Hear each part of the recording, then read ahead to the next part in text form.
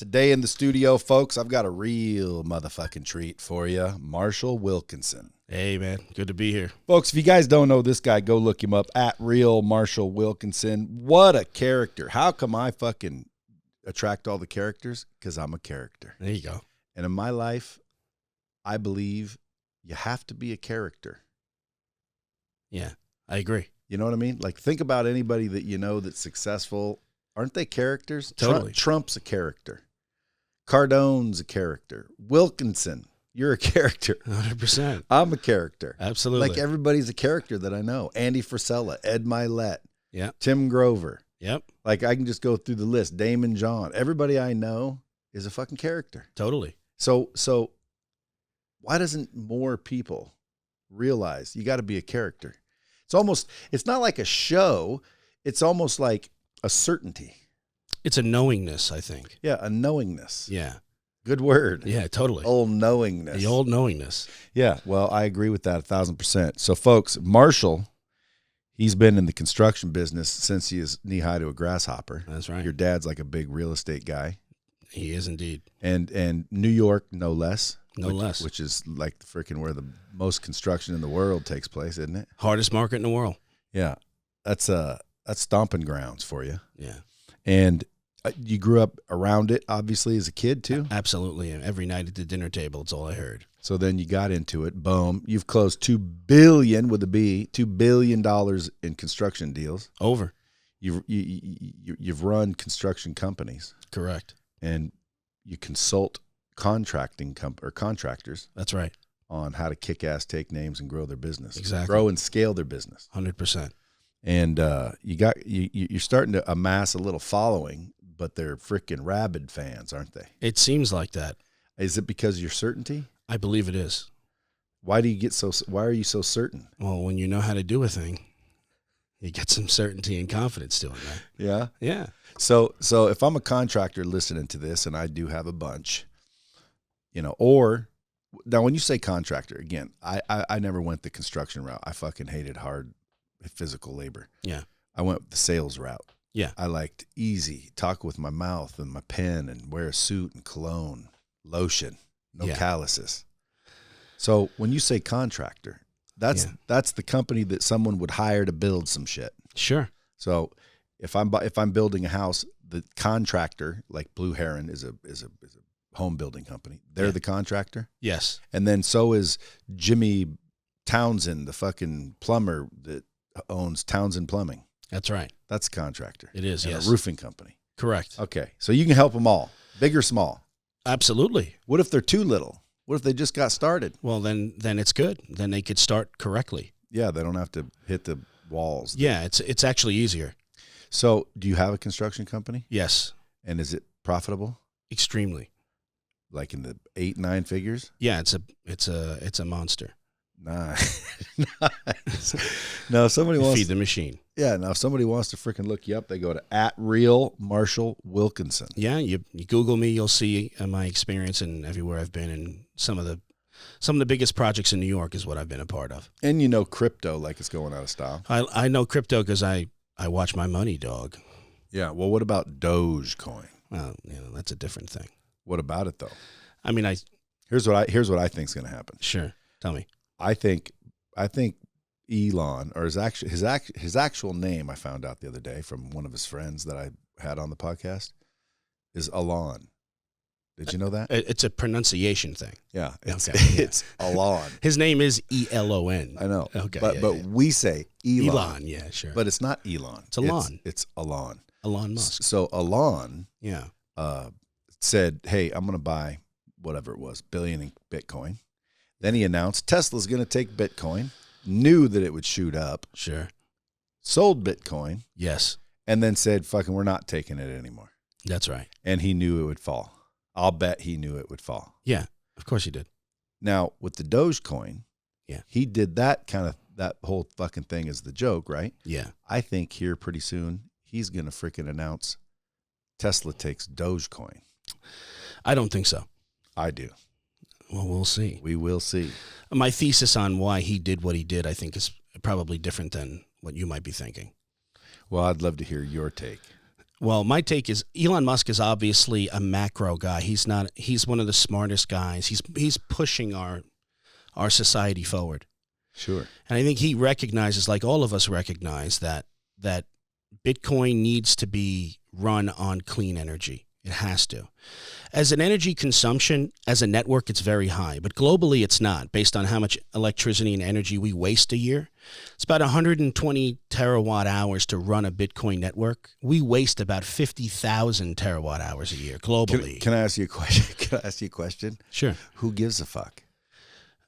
No, it's you should. I know, but why? Well, I think you should care about the world that we live in. Well, dude, energy, you're talking about electricity? I am. That can be created. Sure. Like in abundance. Well, the majority of it's created with coal, and I think that's what he's saying. So what we should be doing Hold on. The majority of electricity is created with coal, you say? I do say so that. So wind and solar and all the fucking shit that's going on, all the green movements, that's not the highest producer? No, not even close. Really? Yeah. I mean, we're talking about electricity coming from a grid, it's not through wind and solar. Why isn't it? Well, I think what he's trying to do, and this is my thesis, I think he's trying to strong-arm us and shoehorn us into a green revolution. I think he recognizes the power of Bitcoin and that Bitcoin will be a catalyst for a green revolution. Miners want hydro. Miners want nuclear. They want cheap energy, and they want it clean to sustain their business. Bitcoin right now is the greatest profit on energy consumption. Think about it. At a $40,000 coin, you get paid in coins. Yeah. Yeah, so, it's what it is. It's the market working perfectly. It's self-interest that's going to spark a green revolution. I think what he's saying to us is, take your medicine now. So I'm not mad at him for what he's doing. I think he has a long-term macro outlook, and I agree with him. What's that? What? Why is that funny? You're a funny dude. Well, I think I'm right. Hey, all I know is, you're a smart dude. I like talking to smart dudes. Awesome. I get entertained and amused only because, that's some good shit you got there. Thank you, man. Smart. I appreciate it. However, I still disagree. Fair enough. I don't disagree with you. I disagree that he will not take Doge. Well, here's the thing with Doge, and I think the fascination he has behind it is, in all of the great sagas that you read in history and philosophy, it's all about irony. And it would be extremely ironic that the anti-coin becomes the coin. And I think he kind of gets a kick out of that. That's the joke part. That's the joke. It's like a massive irony. And he can single-handedly raise its value by saying Tesla now takes Dogecoin. Yeah, but I don't think he will. Well, let's give it a year. Yeah. And throw a little wager on it. Sure, and then we'll come back to this. It's just like $500, so it's easy and nice. No problem. Okay, so how long do I get? 2 years? I give you, how about a year? How about 18 months? How about 12 months? Well, 12 months is a year, my friend. You're right. Yeah. So if you're so damn fucking sure, which you claim to be, then just give me another 6 on top of that, and we got a deal. Well, I'm not necessarily, I don't have a crystal ball. So I'm looking. So you're not sure? Well, I'm not. I can't be certain. You shouldn't be betting on shit that you're not sure about. Well, that's not true. I'm betting because of my certainty. So why don't you give me just 6 more months? Let's put this deal to bed. Well, you got to be reasonable here, man. That is reasonable. I was going to go 2 years because, dude, come on. It's going to take him another year just to get out of his own way when it comes to what he just did to the fucking Bitcoin market. Well, I think you got to at least give Bitcoin a chance. I think it's fair to give Bitcoin about a 12-month chance to see if they can start an operation, start moving towards something that's a bit greener. Because then, if they do, I think he's going to prefer Bitcoin over Doge. So the second Tesla will accept Dogecoin, you owe me the 5. Sure. 18 months. 18's a little bit. It's egregious, I think. It's not egregious. Yeah, sure it is. No. You got to give Bitcoin a chance. You got to give Bitcoin a chance. We're not talking about Bitcoin. Well, no, I'm talking about will Elon take Doge for Teslas? I think he'd much rather take Bitcoin for Teslas than Doge, I think. Irrelevant. No, well, I think he will. The bet is strictly, and I got a whole bomb squad listening. So bring it on. We'll call in the judges if we get confused later on. Sure. 18 months from now. Well, I mean, you can use an 18-month horizon. No, we got. I'm going to pay you on a 12-month horizon. Yeah, but we got to make a bet. The bet is, within 18 months. Yeah. Elon will take Dogecoin for Teslas. I don't take that bet. Smart man. Thank you. Because I bet he will. Okay. We'll see. I know he's going to, dude, because he can. That's what you said. Irony. He's a jokester. He loves memes. That dude is fucking loving life. Totally. He is playing the world right now. Not in a bad way. He won. He's got celebrity status. Yeah. He's got freaking actual billions. Yeah. He's got Tesla. Yeah. He's got people going to fucking Mars. Totally. Like, dude, he can do whatever the fuck he feels like doing. He's a celebritized billionaire. I don't think you can get bigger than that. Yeah. Used to be, who'd you think was bigger, a movie star or a rock star? A movie star. Right. Who do you think lived a more wild life? You would think a rock star would. Yeah. Yeah. Yeah. Dude, I'm telling you, I hung out with Vince Neil for a couple days. Oh, that's a rock star. Dude, I mean, the stories, I bet. like, dude, it's ridiculous, the stories. I bet. No movie star. I mean, I guess a movie star could do that. You never know. But anyway, the level of celebrity, I think, is massive with Elon, and he's playing. So yeah. Dogecoin, he's already going, oh, how ironic. Oh, yes. Fuck, I'm going to not take Bitcoin. Let me just announce that we take Doge. Yeah. He owns some. He's behind it. He's basically related to it. Right. Bam. Fucking goes through the roof, dude. Yeah, no. It makes so many millionaires. It's unbelievable. In that sense, it does. And I think he's going to do that. But I'm kind of giving him more of an altruistic credit here for his move with Bitcoin. And the amount of carnage that he created with his tweet, I just don't think that he's going to move to Doge after what he's done to Bitcoin. I really think that my thesis is correct in what he's trying to do. Because you harvest, or you don't harvest altcoins, just Bitcoin. Yeah, you mine Bitcoin. Yeah, the Bitcoin mining, for those of you that aren't aware of how it actually takes place, here's what I believe. Tell me if I'm wrong. This computer, wherever it is, solves a problem. That problem allows the blockchain to get another block, basically. Yeah. And basically it's just an unfuckable ledger. Like the record's on so many unknown computers, there's no one that can fuck it or change it or bullshit it. So it's an unfuckable ledger. Yeah. And right now people don't understand how many ledgers, even your own bank, there's people right now that live in a home that can't prove it. You know that? There's deeds that no one really knows who owns that shit. And no one can prove it either. Isn't that crazy? That is crazy. If you knew which property was not proven to be known and you walked in there and fucking squatted on it, it's your property. Sure, it is. A lot of that, rights. And a lot of that exists because of fucked up ledgers, fires, crooked politicians, all the bullshit, right? So the blockchain has to be continuously built. So when these computers go in and solve these fucking problems, the reward is a Bitcoin. Yes. Like, here you go. Here's a Bitcoin, which is amazing to me. Like, smart motherfucker made this shit up. No question. Now, these Bitcoins, folks, is what you're all hearing about. But the crypto, there's all kinds of alternative coins other than Bitcoin. The reason why I didn't ever get into any of those, which I wanted to, but I don't know them well enough, is because every time I'd go to say, okay, how do I get these coins? You know what they'd say? No. Send me Bitcoin. Yeah. And I'm like, well, why the fuck do you want my Bitcoin for those things? Sure. And that just made me stop, because it's like, wait a minute. You got these things that are so valuable, but you're about to hand them off for my Bitcoin? Yeah. I'll take the Bitcoin. Why? Because you want the Bitcoin, motherfucker, and you ain't fooling me. Yeah. Well, that must have been before they have the tethered dollar coins. Yeah, I don't pay attention, dude. I got about 100 and change in Bitcoin, 100 plus Bitcoin. Yeah. In my whole life. I don't think I've ever purchased a Bitcoin. I just receive Bitcoins. And by the way, is that a profit for me? Absolutely it is. Why? I received them as a gift. Oh, okay. And when I received them, they were only worth 50 cents. Yeah. Yeah, but what matters is when you sell them and the laws that are So I'm not going to get away with it? No, it's an asset. Someone gifted you an asset. Oh, and that's another thing. When they say everything's anonymous, well, if they're anonymous, how do they know how many I have? Well, it's anonymous in the fact that you have keys, but the ledger's public.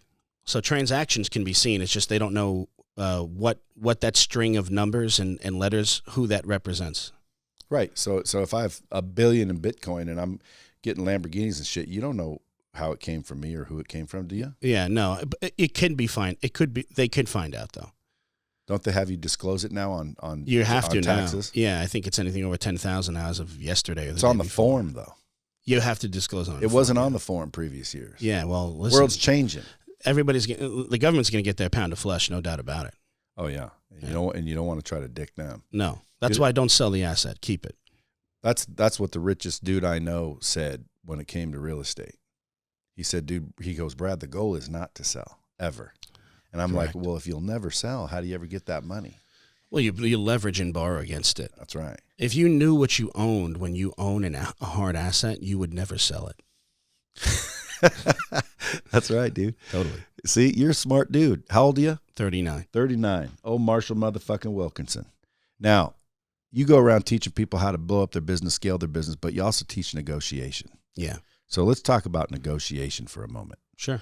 And I'm talking about negotiating anything, a date, a deal, anything, because I think the negotiation tactics and techniques work regardless. I agree. So go ahead, teach me, but what are your basic principles of negotiation? Well, one of the first things I'm trying to figure out in a negotiation is who my counterparty is. I have to get a bead on who you are, your temperament, before I start showing my hand and making my way through a negotiation. What I'm really looking to find out in a person is if they're a reasonable party or not. What if you don't get the opportunity? Well, then, if you don't get the opportunity, what you want to, I call the strategy called the ice cream man. It's the first strategy I always use in every deal. You want to move forward with the ice cream man. The ice cream man is a person who is willing to be extremely cooperative, give you everything that you want, is going to be a reasonable party, someone you would like to deal with. I'm not going to be a hard time. Just looking forward to doing a fair deal with you and moving forward. That's always the first step forward. And that's kind of like your opening move in chess. Now, are you speaking straight contractor, or are you talking about everything? Pretty much anything? Yeah, everything. I mean, So let's say I walk in. We're at a boat dealership. There's a boat sitting there. It says 90,000 on it. Yeah. And I say, I'll take that. Yes. What's the best deal you can give me? You could do that. Sure. I know, but you don't have time to go do research, which I would agree. Prepare, figure out who you're talking to. But a lot of times you don't have that opportunity. Yeah. So how do you figure that shit out real quick? See, what I would do is I'd wait till we're sitting down and we're going to finance the deal. And then what happens in every negotiation is, especially when you're purchasing something, the power is always with the seller in the beginning, because the seller has to make a commitment to you. They don't have to make a commitment to you. They could say, you know what, Brad, I'm actually going to sell this to somebody else. If the guy doesn't like you or he thinks you're going to give him a hard time, he may not want to sell it to you and go to somebody else who's more willing party. The old takeaway close. Well, the takeaway's later, I think.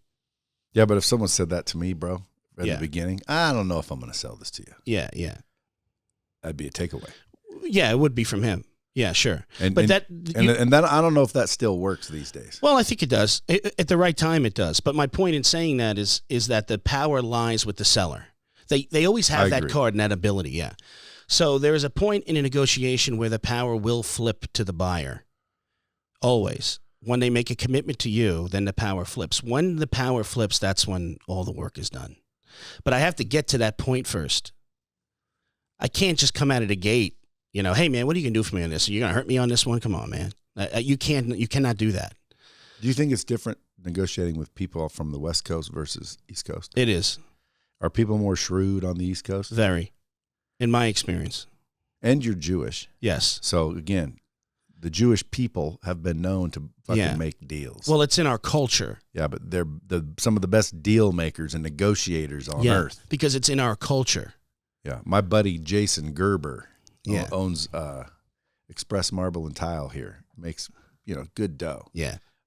Smart as a whip. Yeah. But if I want to negotiate on something, I just call him. Good. Well, you're smart. Yeah. I just call him. Like one time I was doing an Airbnb somewhere, I forget. So I'm calling him like, I'm going to get this house. He said, well, said, which one? He calls, he sees it on Airbnb, somehow gets the owner of the house's name. Yeah. Calls the owner direct and says, hey, I saw your house on Airbnb, but I know if we go through Airbnb, you lose, we lose, da-da-da-da-da. Sure. Negotiated me a deal to where I damn near paid 50% of what I was going to. And I was about to fucking just pay it. Yeah. Well, I think one of the keys is just asking. Most guys just don't ask. Yeah. They feel bad. Yeah, I think so. I think there's a social norm that is built into people that holds them back from asking some of the harder questions. Now, when you teach companies in construction or contracting or contractors, why the fuck do I think it's contracting company? Well, it is. It's a contracting company. That's fine. Whatever. Contractors. Yeah. When you're teaching them. Yeah. Negotiation is only a part of it. No. The root word of contractors, contract. That's where most people have it wrong. When you said wear a suit and put cologne on, yeah, that's in construction. We're deal makers. The construction portion is performed by trained, highly skilled labor. But if you don't have the deal, you can't deploy labor to do anything. Yeah. So the root word of contract is contract, and a contract is negotiation. What if I were a laborer right now? How do I say, fuck the tools, I'm going up with the fools? Yeah, nice. Well, I mean, you need capital. There's no question about it. If he has a truck and he has his tools, then he has to start off with getting the customers that he can get. So it's money. It is. Construction is money. It's cash flow and credit. So I roll in and I say, hey, I'm going to build a bridge. Yeah. Okay. Who pays for that bridge? Well, ultimately, it's going to be the municipality that pays for the bridge. But you got to remember something, that contractors finance everything. When you see a road being put down, that's paid for by a contractor until he gets his money recouped from the city, which takes forever. Yeah, so those governmental agencies, they don't pay up front. No, absolutely not. But they always pay, I hear. They will always pay, but they get it interest free. I give the government an interest free loan every time I build something for them. Yeah. I'm paying points on the money. They're not paying points for holding me out. Yeah. That ain't right. Yeah. Why don't you go negotiate with the government? I do. And what do they tell you? Go fuck yourself. Sometimes I win. I wouldn't know if I don't ask. Hey, there you go. That's right, my friend. That's right. See, that's why I like talking to Marshall, because dude, you can't throw a curveball at him because he's hitting balls for the last how many years? 19? About 20 years. Yeah, 20 years. But when it comes to negotiation, in my mind, if I don't have time, like I said, they say, hey, what's your best price? Yeah. You're not negotiating there technically. But the way I would find out if they're, what type of party they are, whether they're reasonable, unreasonable, things like that, is I'm going to have a conversation with them. Absolutely. So having the conversation is part of a negotiation if you want to, break it down into steps. That's the ice cream man. Yeah. That's my number one strategy. All right, go ahead. Yeah, the ice cream man is basically be all things to all. Everybody loves when the ice cream man comes around. Yeah. And it's being all things to all people, having a conversation, being somebody who, people are willing to talk to. And that's the only way I could figure it out. It comes down to EQ, man. Your EQ. You have an instinct inside of you, whether you could size up a person, you have a feeling, and always trust that instinct. It's there for 5,000 years of your ancestors' DNA running through your blood. You know how to size up another person. And always trust that. And you'll be able to figure out if the person's reasonable or not. But in an example like that, that's on the fly. You also have to remember you're not always going to hit a home run. But try. Try to do your best. Represent yourself in the best manner that you can, and hopefully it'll work out. If not, even the best fighter gets knocked out. Yeah, well, when we were talking outside, you said you take, companies that are like 2 million, show them how to get to 10 million. Yeah. It's not, is it all negotiation? Well, it is. It's going to be mitigating your risk on the contract. So are they just negotiating wrong? Yeah, I think that most contractors they're very good with their tools, and they know how to estimate a job, which is crucially important. If you can't estimate, that's the secret sauce of a contractor. Yeah. You and I are both looking at drawings, but we're going to come up with different numbers. The idea is being great, sharpening your pencil and being as great as you can with your estimate and still making money. And then after that's done, it's going to be negotiating the best deal for you. So if I look at a drawing and I think, man, that's going to cost me $50,000 in parts and labor. Yeah. Do I tell you, that's going to be around $65,000? No, absolutely not. You always give a hard number. You'd say, I'll build that for $65,000. Yeah. And then you'll say, based on the drawings and my labor and material calculations, this is my price. Now, do contractors usually give the best price first? Yeah, if you actually have in a private setting, is when you can negotiate. In a public setting, you can't. You're the low bidder, and then the negotiation occurs, especially on change orders where you're going to make your money. Every contractor listening to me knows exactly what I just was saying there. Well, I'm not a contractor, and I'll bet you I follow it. Yeah, which is ultimately you put in the lowest bid, so you get the job. Once you get the job, now you negotiate, and mostly what you're negotiating are the little tweaks and shit they forgot. Amen. And you make most of your money on change orders? Well, yeah. So the bid up front, the reason I'm asking is because, if I wanted to get my house, changed, revised, what do you call that? Renovated. Yeah, renovated. Yeah. If I want to get my house renovated and someone comes over and they look around, I'm like, hey, let's put some pillars there. Let's knock out that wall. Is there any way we can do this? And they come back and they say, that's $30,000. Yeah. In my mind, could I say to myself, well, Marshall told me that's probably 30% higher than what they can do it for? Well, we're looking for a 30% margin at least. Well, that's ideal. But when you give me that first proposal, because like in the car business, dude, if I want 30, I'm not going to ask for 30. I'm going to ask for 40. You're always going to go higher and work your way down. Yeah, do contractors do that? Absolutely. So if I bring someone to my house and they're like, dude, this is $50,000. Yeah. I know, well, shit, in my mind, give me the math. Like in your head, you'd be thinking, dude, you're gonna double it, then let me grind you down. So your probably cost is on $50,000, 25.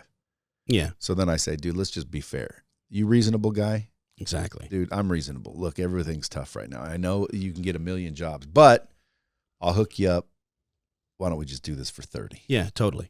That's the way you would want to handle it. Yeah. Can we get it all done for 30? Yeah, and then you probably won't, and you'll get to 35, and that's a fair deal. Do they get pissed? Well, the guys who like fuck you, I'll use fucked up nails. No, well that's not a good contractor. That a lot of them aren't. Well, they need to be educated. That's the thing, because they feel like they're being robbed. They don't know what they're doing. Like I said, they're great in the field, but on the administrative and the operation, the management of a construction company, if they just had the right knowledge, then everybody would win. Their customer would get exactly what they're looking for, and it would be fair, and everybody leaves and makes money. Which helps their reputation, which gets them more business. Totally, which is going to grow that company. Yeah. If you took over a company right now that was doing $5 million, how long would it take you to have it to 20? It depends on their war chest and their credit. If I can get a bonding capacity, I could take them to 20 in 6 months. Could you take a brand new LLC started today and turn it into 10 million within a couple of years? Yeah. Want to do that? I could if you have the right guy. Let's you and I open it. Yeah, you're the right guy. Yeah, oh, no question about it. I'll start the company. We'll split it 50-50, and you go kick ass. Yeah, well, I don't know about 50. I'll be your cheerleader. Well, I mean, I have a direct pipeline to. I mean, at the end of the day, it's going to come down to money. Yeah. Because if we can get lines of credit and we can negotiate good terms on that, and we can get a bond, we get bonding capacity, then the whole entire game opens up to us. Dude, and there's value in freaking just your knowledge if you want to develop. Yeah. The connections you have must be fucking amazing. Yeah, absolutely. Like I was thinking the other day, man, wouldn't it be cool if I could just, go to my office, press a garage button like I do at home. Yeah. The door opens. You drive your car into your office. Yeah. Right? Yeah. And it's almost like a lofty, cool deal. Yeah. Like you see in a movie. Yeah. You just got to make sure you have some good exhaust fans. No, you just roll in and you got to put it in neutral? No, I'd just freaking drive it in and turn it off. Yeah, but you are going to turn it on. So to what, leave, dude? That's minor shit. I have a couple of fucking rabbit airs. It's not. All I'm saying is that's about permitting. Yeah, but imagine you got freaking a loft. It's badass. You got your fucking bikes over there, your toys over there. But awesome. But it's like a man cave office. Totally. Fully dialed in. Awesome. I want to build a series of those, so almost like a storage facility. Yeah. Except for big ass units. Okay. So let's imagine a storage facility. Yeah, sure. But just I built them. Big ass units, and you rent them and or sell half of them to pay for all of them, and then rent half of them. Have like a little HOA where all the dudes have all their toys in there, you're obviously somewhat successful, or you probably wouldn't be in a man. I call them man caves. That would be a place for players, no doubt. Yeah, and freaking make a clubhouse, and now you got like a storage lot / fucking escape. Yeah, call them man caves. I'd be interested. So would I. That would be bitching. How do you? So, that'd be awesome. But dude, let's go build one. How much could they possibly take to build? Well, you leave them shells. You got to customize your own man cave. We just got to build the shell. Yeah, you just got. It's basically concrete deck. Yeah, and some. It's a superstructure and concrete deck, dude. That's it. Is that a lot? Well, it depends on how big you want to make it. Dude, since you know construction, though, let's go in on it. Sure. I want to make some man caves. Well, we got to get. So does Jason Gerber, by the way. Does he? Yeah. Okay. Nail some property, throw it up. That's not the hard part. Sell half of them, pay for the whole fucking thing, rent the other half, and have a cash flow business. And I'll bet you they'll spread like wildfire. Yeah. I'll bet you they'll rent like wildfire. I think they will in a metropolis. Right. Concentration of money. It'd be huge in Vegas. Yeah. Yeah. You got any buildings or anything? Any real estate? Yeah. You build anything and keep it, or you're always building for someone else? No, I've always been building for someone else. When as far as acquiring real estate, that's done for investment purposes. Multifamily is really the key. That's what Todd and I are doing now. We're building the syndication. I have a private equity company as well that does that. Syndicates for real estate deals. So are you got your shit in all kinds of different things? I mean, personally, it's only in inflation hedging assets is what I'm interested in. So that would be real estate, and I really like the crypto space. Inflation hedging assets. That's all I care about. I don't want the erosion of my wealth, man. Yeah, well, nobody does, but Yeah, nobody knows what inflation hedging assets are. Well, they should. Well, what are they? And if anybody tell the bomb squad, tell me. Yeah, sure. Well, an inflation hedging asset is a place where you would store your capital to beat the cost of the hurdle rate, to beat the cost of capital. It's called an investment, right? Yeah, it's totally an investment. Yeah. You're investing your capital so you can get an appreciation. So when I make an investment, I have a hedge inflation asset. Hedge what would you call it? An inflation hedge asset. Yeah. Yeah. Well, what you're doing that's just a cool way of saying investment. Well, no, I mean you can make a shitty investment, dude. Yeah. You can make a poor investment. You could also make an extremely speculative investment. I'm not interested in that. So an inflation hedging asset is a good investment. Yeah, they're typically hard assets that appreciate with the rate of inflation or greater.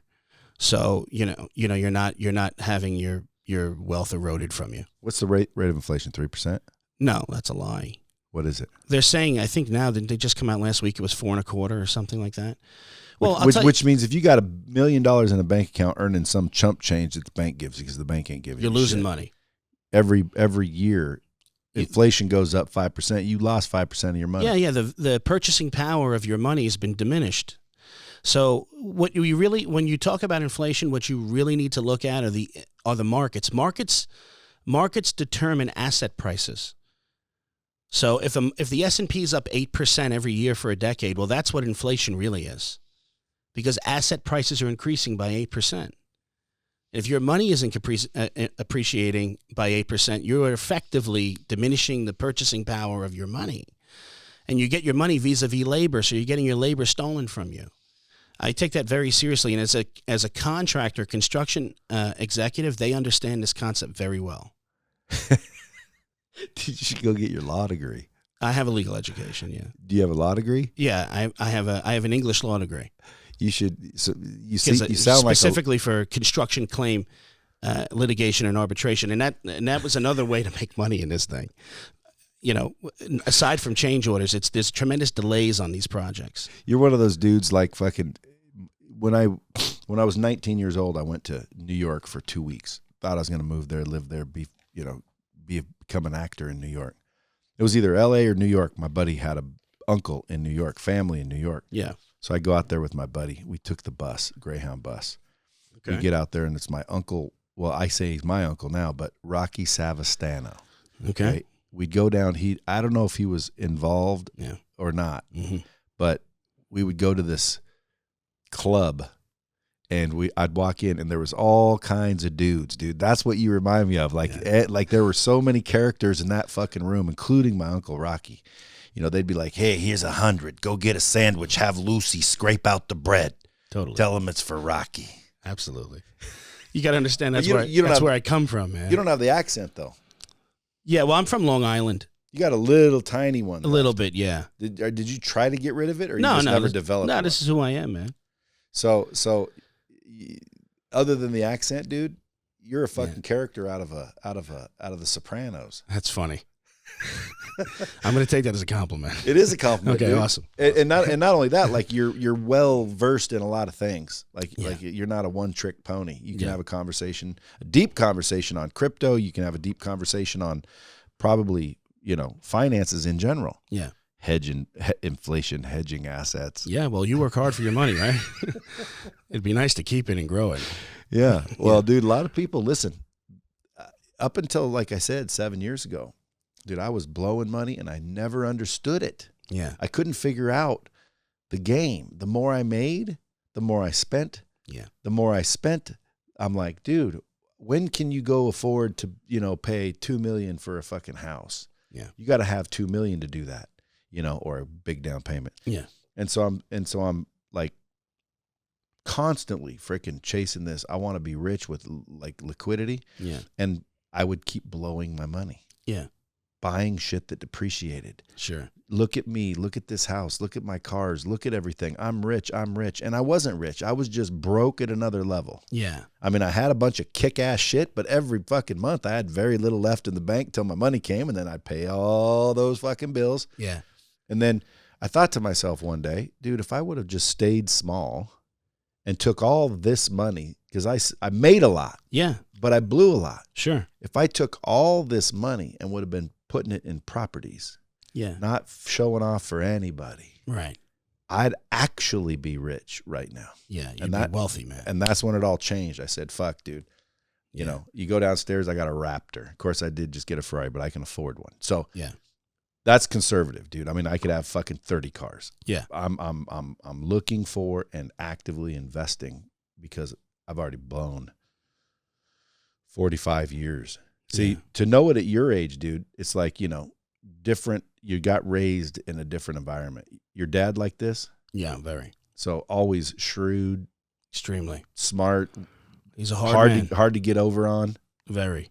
So why don't you put a course together on that? And by the way, folks, if you guys are in contracting, he's creating a whole entire curriculum that's going to teach pretty much any contracting company the essentials and the shit you need to scale to 8-9 figure companies. Everything. Negotiation is just part of it. But, correct. But like it is A to Z. From estimating to delivering the project. And, if you follow him and you want to do that, it's both virtual and live. Yeah, I think it has to be a mixture of both. And you might even be interested in one-on-one consultations. I mean, you consult companies now. Definitely. Is that big money?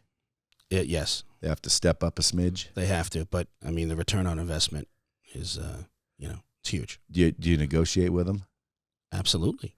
And I teach them how to negotiate. Yeah, see, one of the things is when you train negotiations, dude, everybody always thinks it's a negotiation.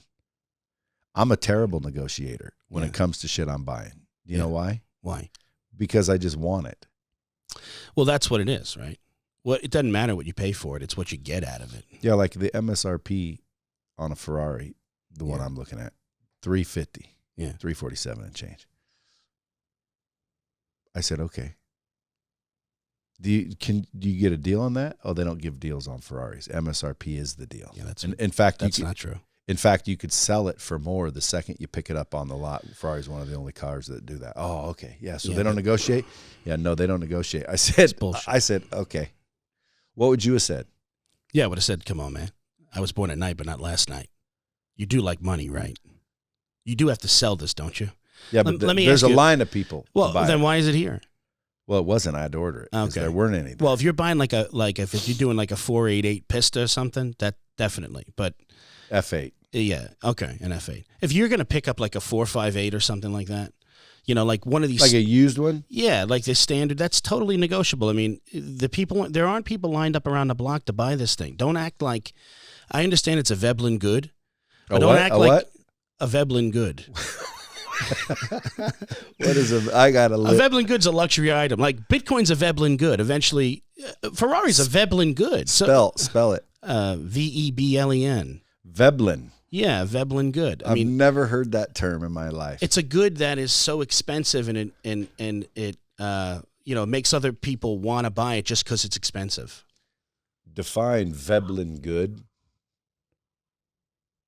The definition of the word Veblen good is a good for which people's preference for buying them increases as a direct function of their price. Come on, man. Veblen good. I don't talk about things I don't know about. Yeah, but you also said egregious. Like I noticed your vernacular is quite impressive too. Oh, thank you, man. Do you study words? Do you have a plethora of words you could pull out? And I honestly I don't know where it comes from. Well, Veblen good, dude. I'm 52. I've never in my life heard Veblen good. Yeah. All right, keep going. No, that's what it is. So, I mean, it's a Veblen good, and part of it is because not everybody can buy it. So if you're telling me there's a line around the block, you're lying. Well, dude, go to Louis Vuitton right now. Yeah. Well, I wouldn't say that that's a Veblen good per se. I would say they market themselves like it, but it's a brand that listen. It ain't a Veblen good if the cashier at Stop and Shop has one, bro.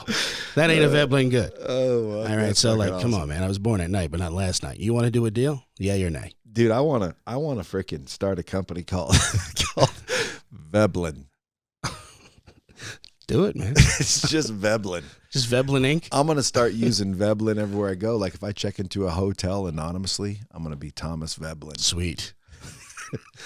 That's some big energy right there. Hey, man. if I ever buy a skyscraper, because that's kind of one of my goals. You want to buy a skyscraper? I want to own a skyscraper, preferably the one in fucking Nashville that looks like Batman.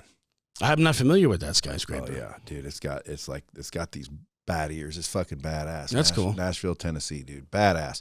How much do skyscrapers go for, roughly? Like the big ones in New York. Yeah, a billion, 10 billion. Yeah, they're like 500 million or a billion. They're in between that range. Now, if you own one of those, is your cash flow freaking just like a multifam? Yeah, not necessarily. It depends. Like those are typically condos that you sell.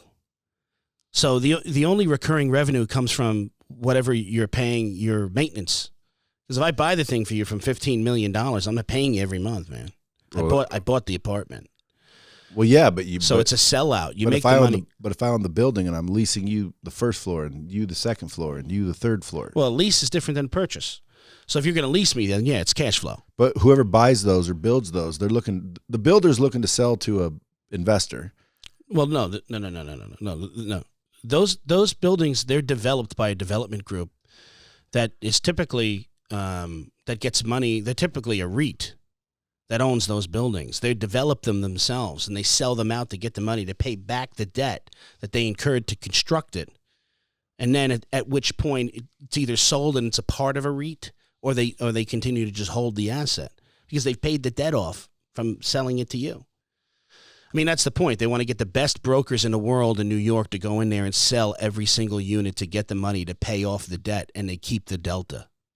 If you own one of those bad boys, yeah, you're a rich motherfucker. Definitely, because you leverage against it, and that's what everyone does. So now I own the asset. You paid for it effectively.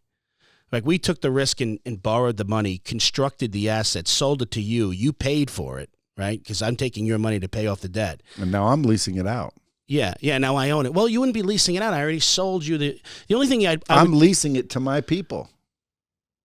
No. Dude, when I buy an apartment building, I rent the motherfucking apartment. That's different than I'm talking about a skyscraper. A skyscraper's still property. Yeah. I'm leasing it out to the tenants.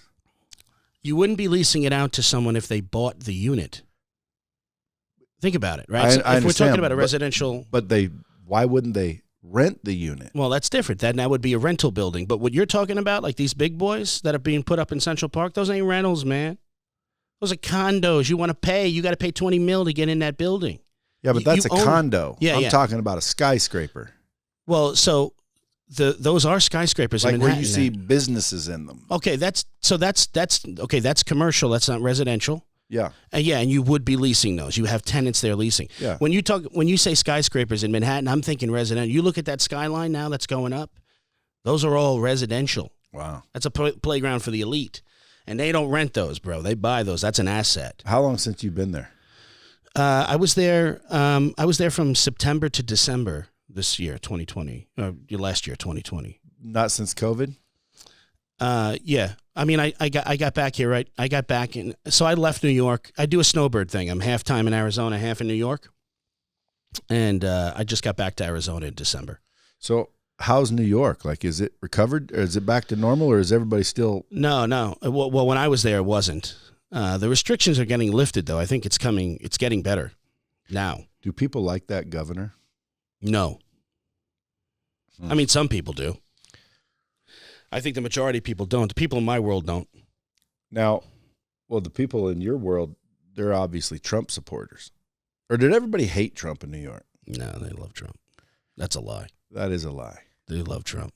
Now, what about Trump when he hired everybody to build his shit and then he never paid them? Well, I don't see this. People are talking about something they know nothing about. Right, but what is it? But that's what happens supposedly. Well, I don't fucking know. Listen. Subcontractors get burned sometimes. Yeah. No question about it. And they also think that they performed work. See, dude, they performed change order work without a notice to proceed on that work. And if you put that work up and I didn't direct you to do so and agree upon it, I'm not paying you for it. Yeah. Period. So these guys will go and they'll do work that's outside of their scope and want to get paid because they need to keep men moving. They just think that they're going to get paid. They don't know, man. I'm telling you, do not move until you get an approval on that change order. Otherwise, you are eating the money. And what if it stops the job? Do you just send your boys home until you get that approval? Absolutely. I mean, at that point, you can hold the owner hostage. I'm fully mobilized. I'm building this thing for you, and here's a change, and you better approve this thing. Otherwise, I'm pulling my men off the job. They'll shit? They'll shit. Absolutely. They can't have progress halted. Is that what you mean by you can beat them up? Yes. At that point, the power's flipped to me at that point. As soon as you get the job, that's when the power flips. 100%. If you know what you're doing. So you play the ice cream man. Yeah. So now if I'm a construction company listening to this, whether I work there and or own it, yeah, I'd be interested in calling out to you going, dude, I want to pick your brain on some shit. Can I buy you lunch? What do you say to those people? Sure. I mean, listen, I'm not interested in necessarily going out to lunch with guys, you know what I mean? But if you want to reach out to me, by all means. I get a million people DM me say, "Hey, can I buy you lunch and pick your brain?" Yeah. I have zero interest. Like, do they think I don't have $20 or something? Exactly. Like, dude, not only that, like, dude, I half the time I eat at my desk. Yeah. If you're looking to get in front of somebody that knows what they're doing, would you ask them to pick their brain and buy them a drink, or would you fucking go up and write them a check for their time? I'd write them a check. And what's crazy is most people don't understand that if someone called me and said, "Brad, I want to set with you $5,000. I have 1 hour with you," I'd be like, this dude must have something serious. Yeah. You know what? Come see me. You don't need to pay me. I've done that before. Yeah, likewise. Because it's like, dude, you were willing to? Fuck, you must be real. Yeah, exactly. It's not going to be a waste of my time. Yeah. Well, a couple times it was, but dude, we're still friends. Yeah, good. Like they were good people. Good. Anyway, that's just a tip for the old bomb squad. If you want to get in front of people, man, don't be asking them to go to lunch and pick their brain. And can I buy you a drink? Fucking these people have money. They don't need your damn food. Okay. Right. You need their knowledge. So you walk up and you say, what would it cost to spend a fucking hour with you? Exactly. You know, they say $25,000. You go fucking boom. Is the information I'm seeking worth that? And the answer is going to be yes if you're asking the right questions. Totally. If you and if you're ready to implement, like if you're ready to make a change. One of the hardest thing with contractors is that it's scary going into the unknown. You don't know something that you don't know. And so when I consult with contractors, sometimes there's a bit of resistance because they're going to have to do things totally different than they've been doing. Like what? Just use the word most contractors. Yeah, most contractors don't necessarily. Most contractors live out of their business. You cannot live out of your business. Like I told you, this is a cash flow and credit game. So you want to keep a war chest. So pay yourself a little bit of a salary, put the money back into the business. Most guys have a tough time with that. They get into construction and contracting to make money because there's money in it. You can flip. But don't spend it. You need a war chest because we need to have audited financials. You need to know what you're doing because we have to have more than a depository relationship with the bank, dude. We need their credit. We need to get money from them. We have to leverage what we have so we can expand. That's the game. Dude, your game's going to be highly dependent on relationships. Depends on your sector. Yeah, but I'll bet you, dude, you got relationships. Well, no question about it. You have to have relationships. I mean, if I'm a guy, when I think as I'm talking, man, I should open a construction company. Then I always do that because, like, fuck, sounds great. Yeah. and I got a little money, so it's like, Yeah. I always picture just, pop open an office, hire some people. Yeah. But it boils down to relationships, bro. If I knew everybody in this town and I open up a fucking construction company, everyone's using me. They're not using you anymore. Yeah. Why? They're using me. Depends on the market you're going after. I'll give you an example. This building right here. Yeah. I own, well, not own, but I eventually will own this whole fucking building, but I lease pretty much half of it. Yeah. I go downstairs. I need to knock out the walls. I want to make it what I showed you it was yesterday. Yeah. So I wanted to knock out the walls. He says, okay, let me get people over here. Boom. They go down there. They say $300,000 to knock out the walls and make it like that empty room you saw. Yeah. Before it was walls, like an office. $300,000 for a demo job? Yes, that's dude. insane. That's what I'm like, are you fucking kidding me? So I call my buddy Chris Madsen, who owns American Builders. Yeah. He does a lot of the renos and shit around here and, knows construction. Yeah. I said, Chris, come over and check this out. He said, okay. He walks in. He says, you got the blueprints? He called them something else, but, with the electrical ones and all of the blueprints. Sure, the drawings. Yeah, the drawings. Yeah. He said, you got the drawings? I said, yeah. He's reading them like nothing else. He goes, dude, I could do this for $125. Sure. And I said, no shit. And so I go tell Gary, hey, dude, I can get this done for $125. He says, nah, we use Raphael. Yeah. And I'm thinking, who the fuck is Raphael? Yeah. It's Raphael Construction. Yeah, yeah. But turns out, I don't know, maybe Gary owns part of the fucking thing. Maybe it benefits him. Maybe Raphael and him have some sort of deal. But, dude, he was not interested in the lowest bid, is my point. Yeah. He wasn't interested in the lowest bid. And when I said, why? And this guy's a billionaire, dude. Yep. He said, because I know these guys, they build all my shit. I don't have to question them. You know what I mean? In other words, I don't want to fuck with other people. Yeah. That is a relationship, dude. You're right, in that market. And I would not be competing in that market. I thought that's construction. Yeah, but it's one portion of it. Look, anybody with a truck can do that work. You're competing in like, you heard of Dennis Washington? No. Look up a guy by the name of Dennis Washington. Okay. I found out who he was because I'm in Cabo one day and there's this boat setting up their ship, really. Yeah. Helicopter on the back, just the most gorgeous boat you've ever seen. Huge, dude. It's unbelievable boat. Sweet. So there's a big old name on it, the Atessa. So I look it up, the Atessa 4 or whatever it is. I look it up. It's Dennis Washington, broke, joke, borrowed like $12,000 from his uncle to buy a bulldozer to do a job for the county. Yeah. Now he's like one of the biggest contractors on earth. Billionaire. What's the name of the company? You'd have to look. Okay. Dennis Washington. We'll look up after this. Yeah. But if he's a player, I'll know him. Oh, he's a dude. In I'll construction, know the company. He's a player, dude. Because all of them I know. Here, let me. In New York. Dennis Washington Construction Company. Okay, here's what I found. Nope. We'll look it up afterwards. Yeah, dude. sure. He's a billionaire. One of the top 3 construction companies on earth. You want to be a billionaire? Construction or real estate? No shit. No shit. What about crypto? Definitely. Well, crypto is an investment vehicle. So you have to have money first to buy it. Aren't you afraid of crypto a little bit because of the fact Not at all. I mean, dude, I could show up to your house with a gun to your head and say, put all your money in that account, and no one can stop it. I mean, that could happen anytime.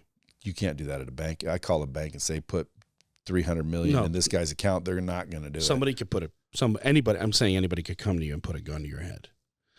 I know, but we're talking about extreme crypto makes it real easy. Extreme radical situation there.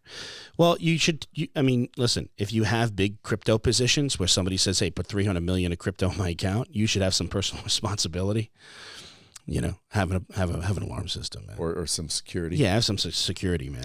Uncle G's got security. He does, left and right now. Yeah, well, he's a public figure. He should. He's famous. Big time. Well, dude, I would have and he does, but the little girls. Yeah. Like, dude, if I was walking around like that with that kind of public figure, with that kind of dough, with that kind of value, with the nut jobs that are in this world, yeah. I'm protecting my kids. Well, that's what they do with the president, right? I mean, the biggest extortion risk is the children. Right? Really? Yeah. You grab the kids end up in some dungeon in the Congo saying, hey, wire X amount of money to a terrorist group. I'm putting a bullet in your kid's head. Dude, do you think the mafia still exists in New York? I know it does. Strong they're just different. Strong as ever? I don't know if they're as strong as ever, but they are there. They exist, and they're definitely there. They just much lower profile. Yeah, nowadays. much lower profile, and they've gone a lot more corporate. They're not executing people in the street, and they've gotten more corporate. Yeah. Yeah. Well, a lot of people believe that like there's no mafia. Well, that's anymore. not true. Yeah. That's insane. Being from New York, you already know. Yeah, I'm pretty sure my uncle was somehow connected and all that. Yeah. I mean, you grow up in New York, dude. You with real people. Yeah. You're gonna run into real people like that. And there's a lot of street guys left. You ever heard of Ori Spotto? He's coming on the podcast. Okay. He's an old wise guy. A New York guy? Yeah. Okay. Like old time wise guy. Like, back in the day with Gotti and shit. Yeah. Well, Gotti's 80s. Yeah. Well, to me, that's the old days. Okay. No, the glory days are really the late 60s into the 70s. 80s is with Gotti, and he became, a celebrity, but that's when Giuliani crushed them. Yeah, I think that's why the real power said, hey, let's start going back to low pro, because before you didn't even know they existed. Well, it's the RICO that really got him. The RICO Act. That's what got him. That's an umbrella law. Totally. I mean, it goes right to the boss. So, dude, listen, we're getting short on time. I know you got to roll, but listen, you're coming out with a course, but you currently do this for customers. Yeah, I consult for contractors, and I consult with salespeople. So if people are listening to this and they're like, dude, I like this guy, where do they reach out to you? Well, you could reach out to me on Instagram, Real Marshall Wilkinson. You DM me. I respond to my DMs. And find me on YouTube. I'm actually building a more robust presence there on YouTube. Are you? Yeah, I do a daily show live. That's what someone was telling me. Every single day? Yeah, every day. You just pop on? I pop on, What man. time? I build the studio, 8 p.m. Eastern. 8 p.m. Eastern. And I let it rip. What are you just talking about? I'm talking about business, and then I talk about politics as it relates to business, that cross section, and finance. Dude, I see you having your own TV show one of these days. I think I actually see that too. Actually, now is that a goal? I think it's starting to become one. I think I found something. Put me on Fox News, man. They don't want to mess with me. Put me in one of those squares on TV. I'll crush them, man. Why? Because you're ready, prepared, and totally. And I mean, smart as a whip. Absolutely, they're just irrational, man. So let's end this with a conversation on negotiation. Sure. Just so the Bomb Squad picks up solid tips on how to negotiate better from this episode forward. Great. What are some tips to negotiate better? You have to. I think one of the biggest tips is going to be being calm in a negotiation, and not being afraid to handle people's emotions. You're going to stir emotions, especially after, I mean, I kind of alluded to it, after the ice cream man, after we get the deal, okay, or we get a commitment, that's kind of when all of the showstoppers and the contract redlining and the things that I need to get accomplished are coming out. And expect emotion at that point. And you have to not be afraid of handling other people's emotions. But you have to do it very calmly. I like the calmness. Yeah. Be willing to walk away. What about that one? Yeah, I mean, well, that's it, and that's a tactic. It depends where. Like, be willing to walk away so you don't catch a brick. Like, a bad deal's a bad deal. What's a brick? A bad deal? Yeah, brick's a bad deal. You catch it. That's a New York thing. Catch a brick. Don't catch a brick, man. But you'd catch a brick because you bid too low or agreed to money that now you just did it for nothing. Yeah, or we're engaging each other. You agree that I'm low bid, or we're going to work together. You accept my price, and then I get your contract, and I'm redlining your contract, and you are just a completely unreasonable person, and this contract's barbed, and if it ever gets enforced, I'm going to get hurt. That's a brick. I won't take that deal. I can find the money somewhere else. Because remember, a bad deal is worse than no deal. What's the number one thing any contractor doing less than 8 figures right now can do to make more money? The best thing that they can do is, if they're a general contractor, the best thing they could do is build a great relationship with their subcontractors. See, so it is relationships. With subcontractors, definitely. And then is there any like trick or tactic? Like if I go into a car dealership, there's things you can do. You can pull financial levers to where the dealership's more profitable instantly. Yeah. Is there anything you can do like that for definitely contracting? Yes, change your accounting to an earned accounting system. So right now, contractors carry liability, general insurance liability, and they have to have a pretty big umbrella to do their work. Most of the time, they're paying for that premium up front. They should be negotiating with their insurance companies and a premium that's on earned revenues instead. So if I don't do that much in revenue that year, then I'm not going to pay that much in a premium, right? So that's an immediate cost cut money right back to your pocket. The other thing is I would be negotiating with my subcontractors longer contracts than just the one that I have. So if I have a pipeline of deals coming up and I know I'm going to get a staggered notice to proceed on certain projects, I'm going to negotiate that chunk of business with a subcontractor so I can effectively reduce my entire cost, pay him a little bit up front, and kind of like feed him throughout the process. How do you get more business as a contractor? Because like if someone asks me that, my answer is like, you got to shake more hands. Yeah. Back to relationships. You got to meet more people, get more known, build a personal brand, start a YouTube channel, like get more known. Because I think best known beats best all day long. Yeah, but this is the peculiarity with construction. The point I'm trying to make here is that there are different markets in construction. Listen, the guys that I do business with are extremely wealthy people. You'll never see them. You don't know their names at all. They live in a world where that doesn't matter what you're saying, because there's only 4 guys that can build a bridge in New York. Everybody with a truck can do the demo for you downstairs. You don't want to compete with those guys. You want to get in a commercial place. You want to scale your business to a point where you have a bonding capacity and play in the NFL. Once you start playing in the NFL, believe me, it's going to be a game that's worth it. That game is not worth it. Not to me. Are you teaching these games? Because most of them are in that game. Yeah, I want to get them out of it. So you're going to coach them and teach them how to get out of that game and over here to the if they're disciplined, if they listen and they're disciplined, they can make it. They have to commit to it. But if they're disciplined and not living out of the business, put the money back into business, we set up some systems in order to get you some money, then we can make a segue to the more commercial work. How long does that take usually?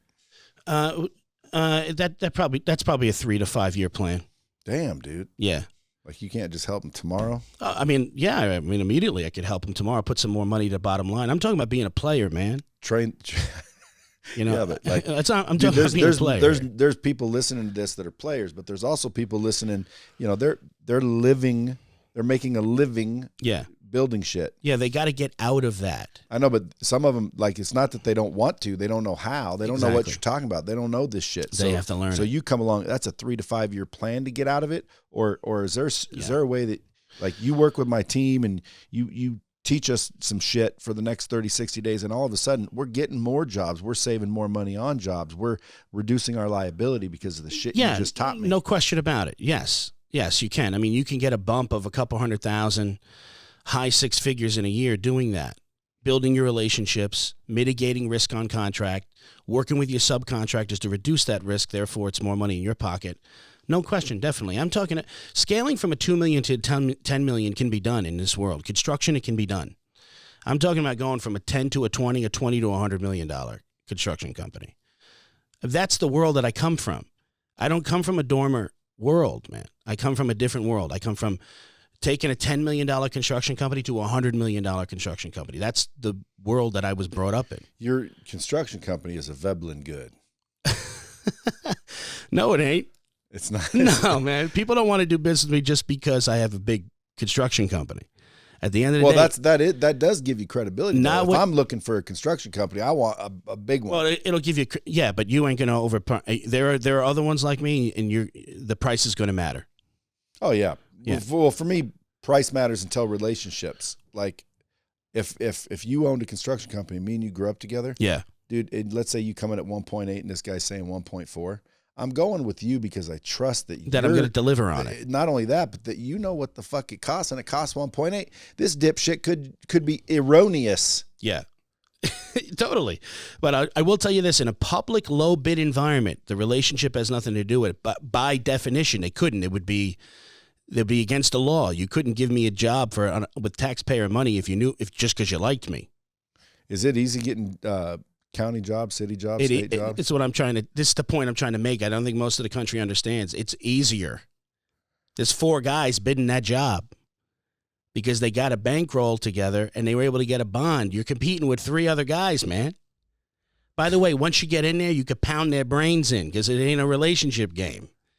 And so it's a negotiation. It's a negotiation and a contract game and doing the right thing. And if you're a reasonable party, we can make it work. My man. Folks, if you guys ain't already convinced to go follow this dude, then I don't know what to tell you. Real Marshall Wilkinson.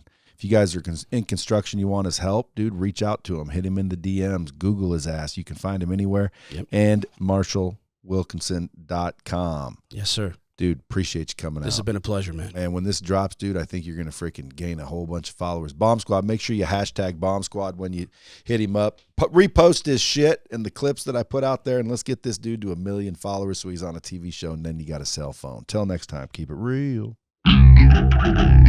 Dropping bombs with the real Bradley. Subscribe now.